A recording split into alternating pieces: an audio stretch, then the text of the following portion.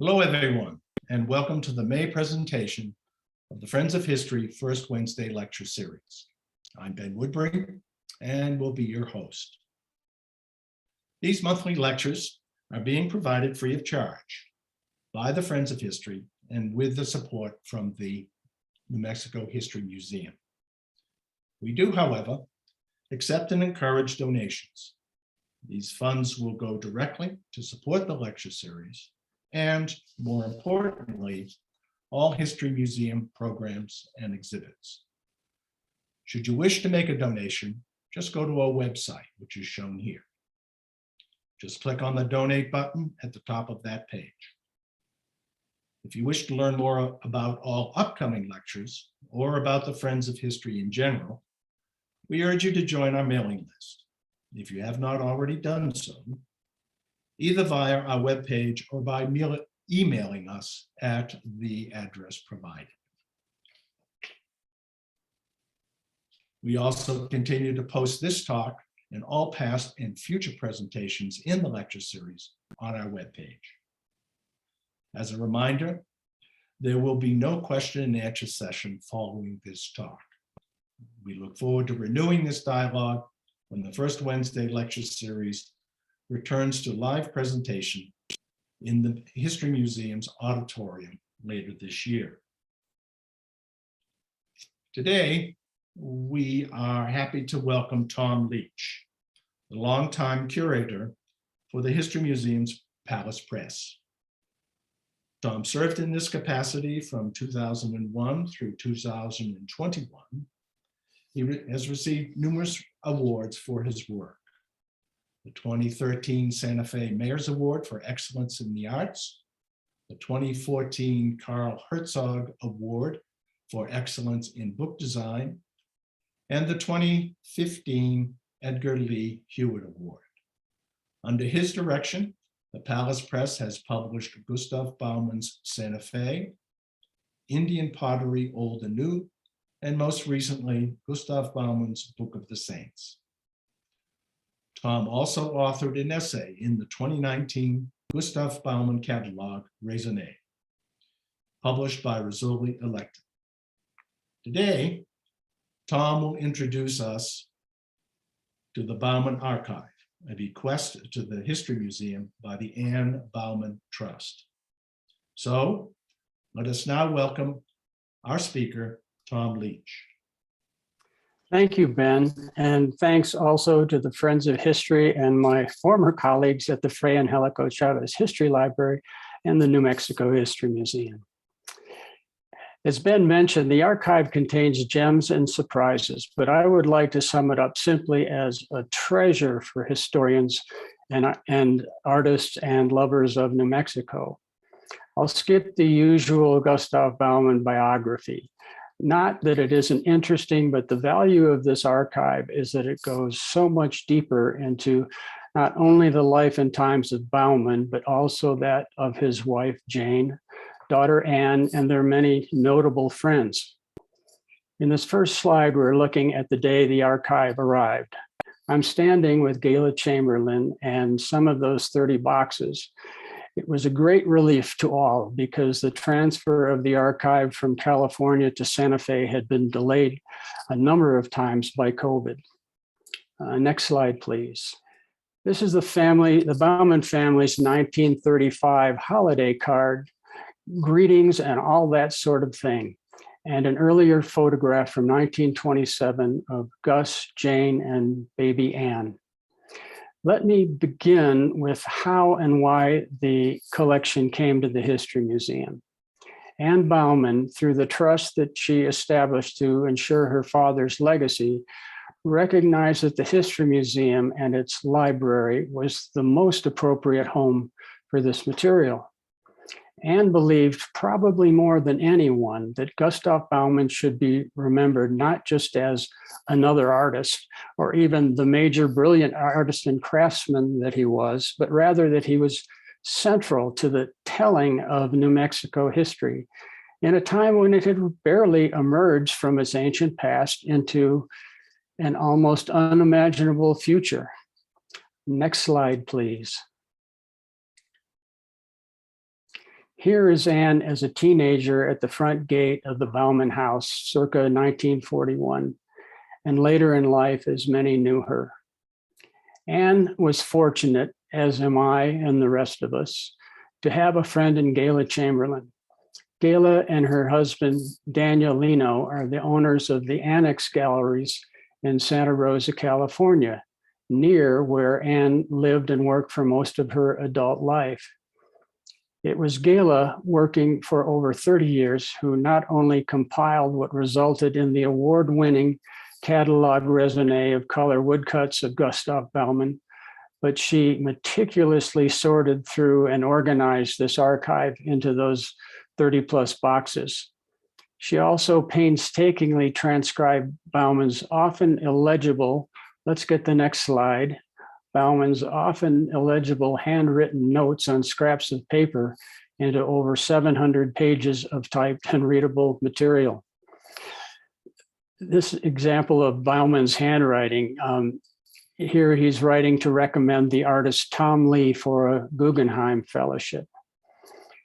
As the trustee of the Ann Baumann Trust, Gala has been the caretaker of the Baumann legacy since Ann's death in 2011, and has deftly distributed Baumann's work to museum collections worldwide. So it is Ann Baumann and Gala Chamberlain that we must, most of all, thank for this incredible and valuable collection. Without question, my research and all future research in the archive will owe a huge debt of gratitude to Gala Chamberlain. Next slide, please.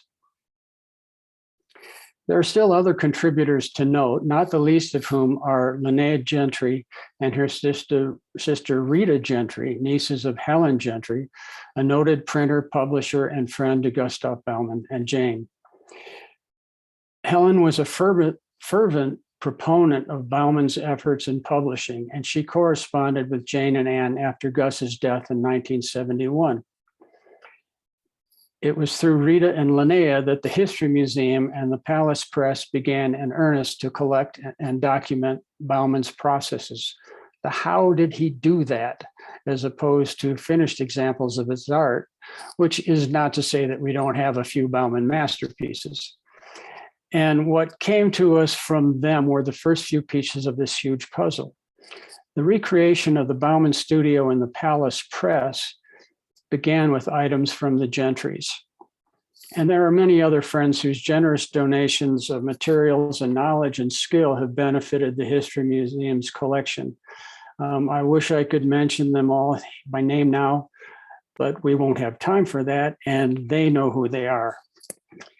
The New Mexico Museum of Art, on the right, pictured in Baumann's 1920 postcard series, has the largest collection of works by Gustave Baumann, over 1,800 items.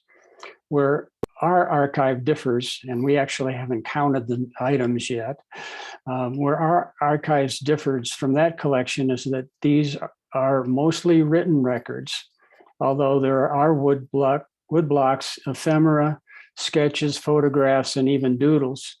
The collection largely reinforces the how he did what he did foundation and premise of our collection. Plus, and I think this is very important, through Baumann and many of his contemporaries in the first half of the 20th century, New Mexico was historically documented not only in words, the conventional academic form of scholarship, but also through such visual records as drawings, paintings, and photographs.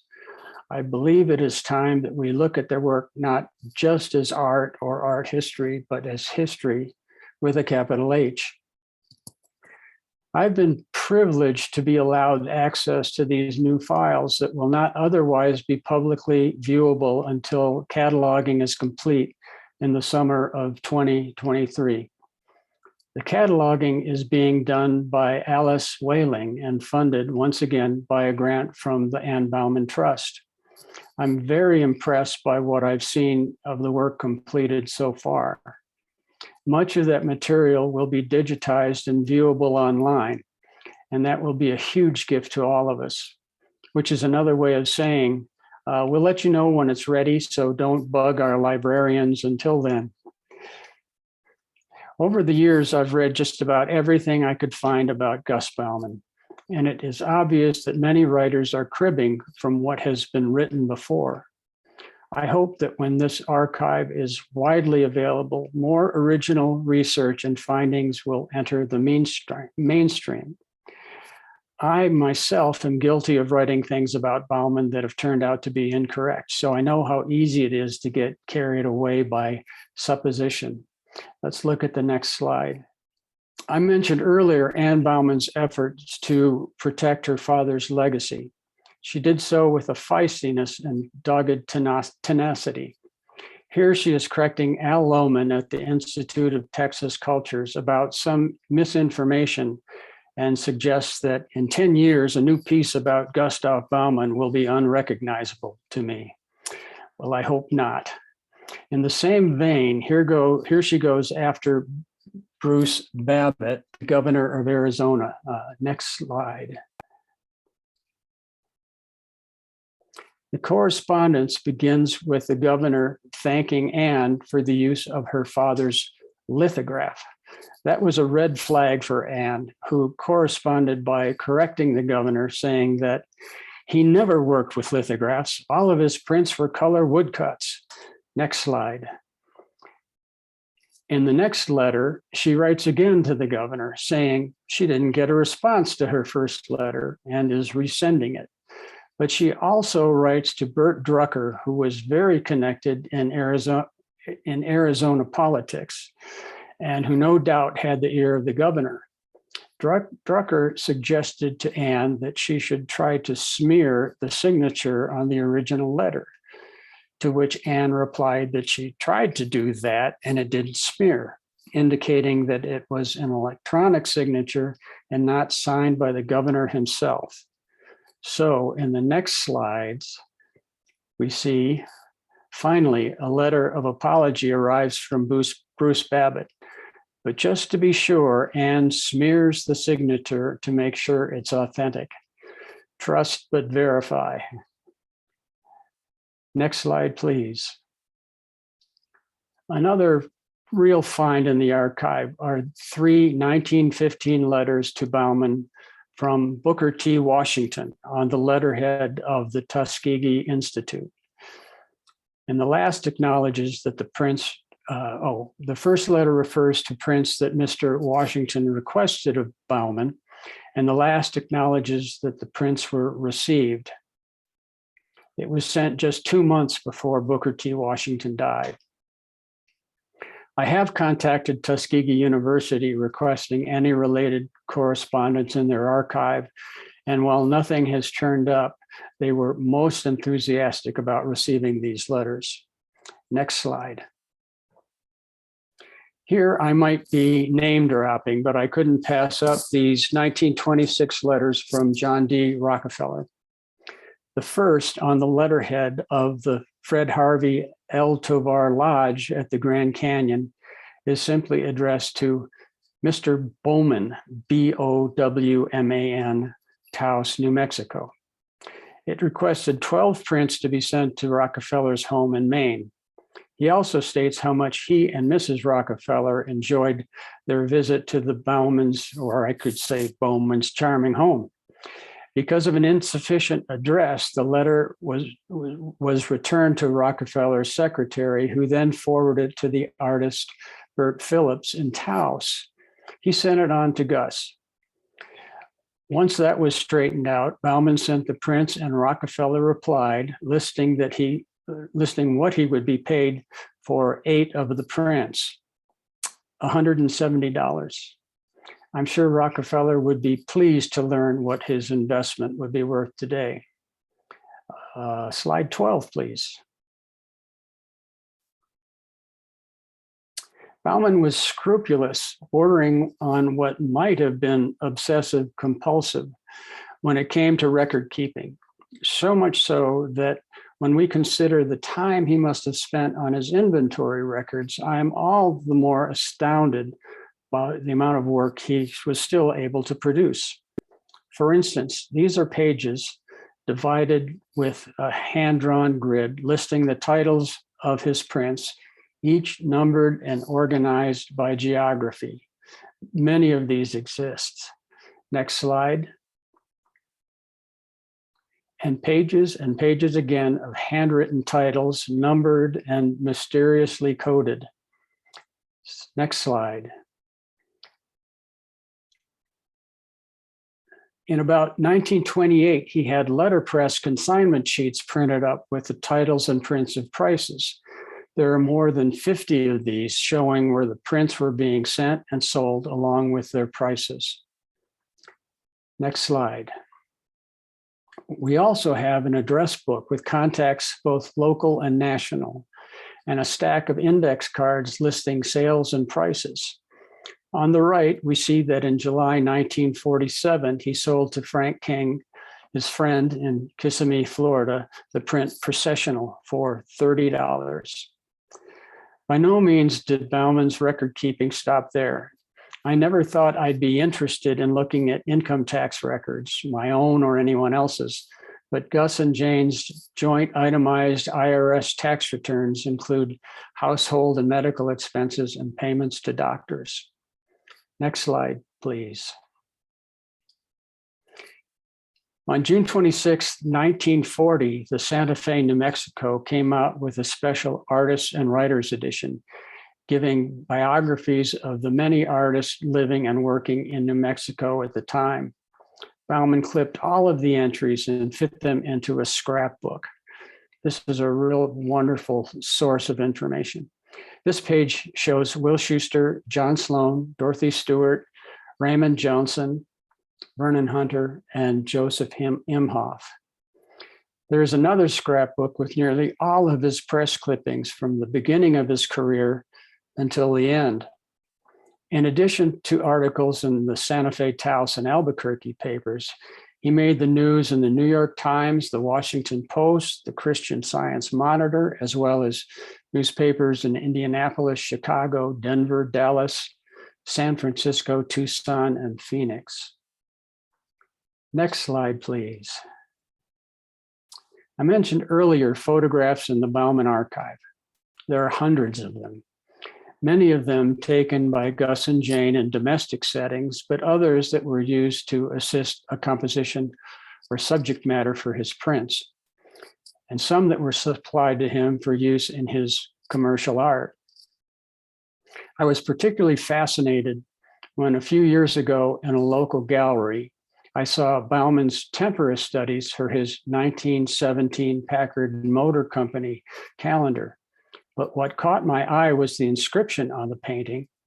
This is before it was printed. The painting itself was recently sold at auction. It reads, La Bajada Hill, California. I immediately recognized the scene from my own hikes on La Bajada and recalled that almost identical photos in the archive at the History Museum. This is interesting because the painting was done 2 years before Bauman came to New Mexico. So obviously he was given a similar photograph to work from. Next slides, please. Other images were provided by Packard, which may have been a reference for these paintings. Slide 19.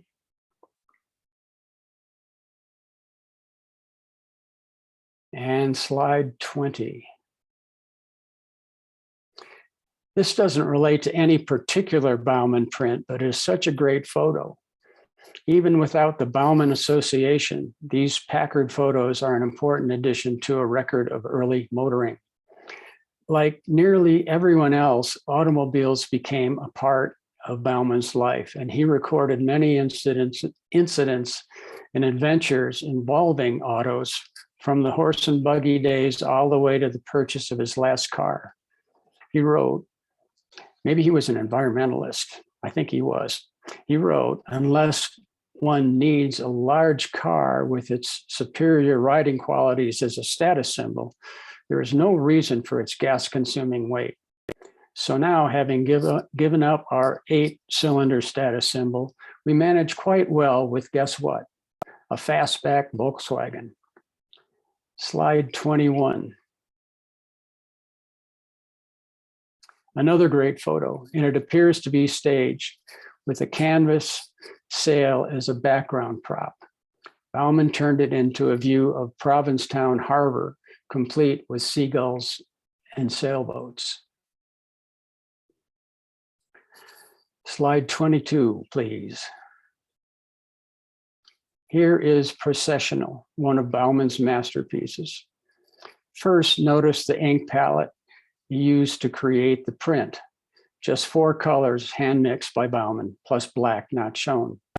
There are 13 of these existing ink palettes for different prints, and they have much to teach an artist. I'm looking forward to working with these same colors in some of my own work. The photograph, and there are 2 more like this in the series, provided inspiration for the composition of the print. They were taken when Bauman lived on Canyon Road. Slide 23. Also to be found in the archive are printing blocks. My best guess is that there are a few hundred blocks in the collection. Here again is the 1935 holiday greeting and the block that printed it. Notice the silver foil, which is actually aluminum leaf, applied to its surface. For whatever reason, Bauman, in many instances, leaf blocks that had a special importance to him. But what occurred to me when I saw these 2 images placed next to each other is the simple beauty of symmetry that is at the heart of printmaking. It is almost metaphysical, like looking in a mirror and asking which image is real and which is the illusion. I had this experience more than 50 years ago, and I'm still enchanted by the question. Let's look at another print. Another masterful print, Eagle Ceremony at Tsuke, was published in Colophon, a book collector's quarterly, in 1932. I was delighted to find the black block in the archive because I had written to a number of collections searching for it. Again, it is surfaced with aluminum leaf. Next slide, please. Bauman achieved some notoriety from his 1912 suite of prints in the book All the Year Round, a poem by James Whitcomb Riley. In this black block for the month of January, as is often the case, the carving of the block seems more dynamic than the resulting print.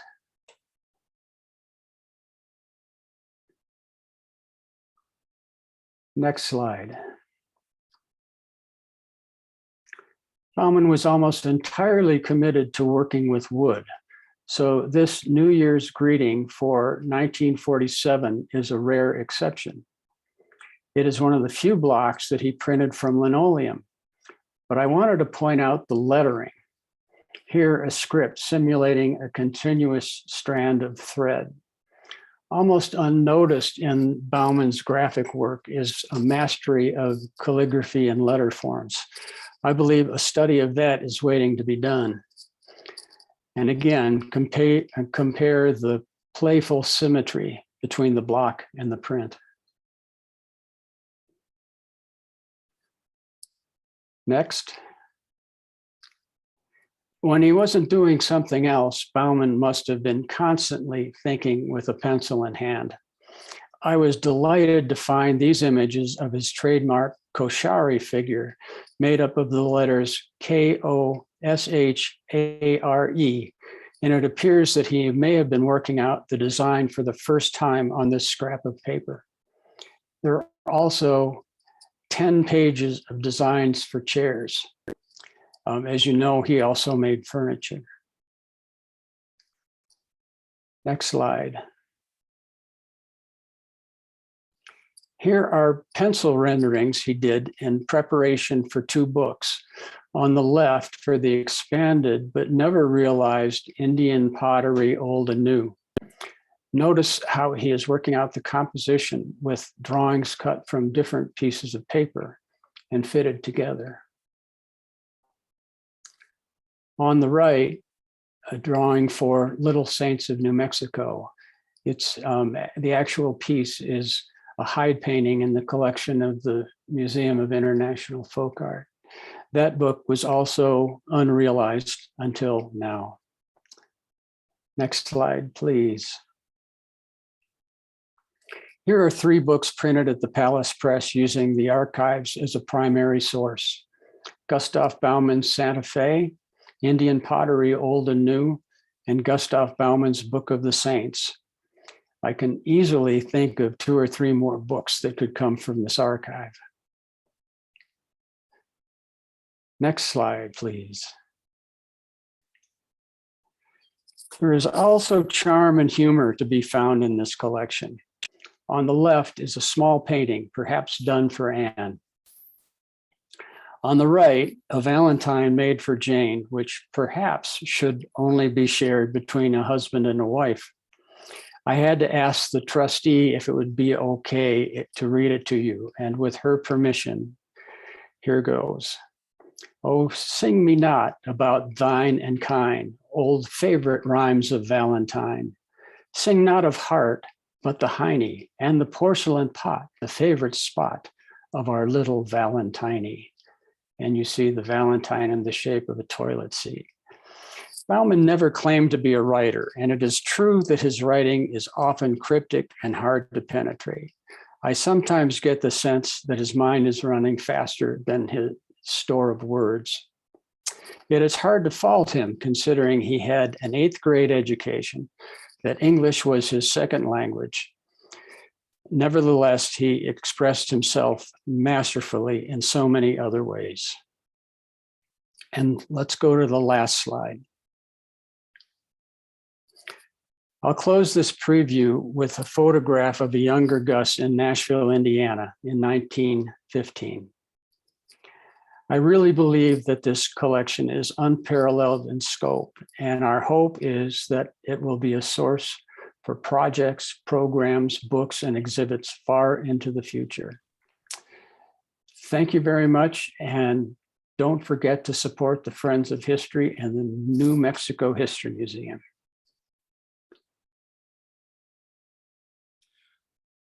Thank you very much, Tom, for providing us with this excellent introduction to the recently acquired Bauman archive. It truly is a profoundly rich resource.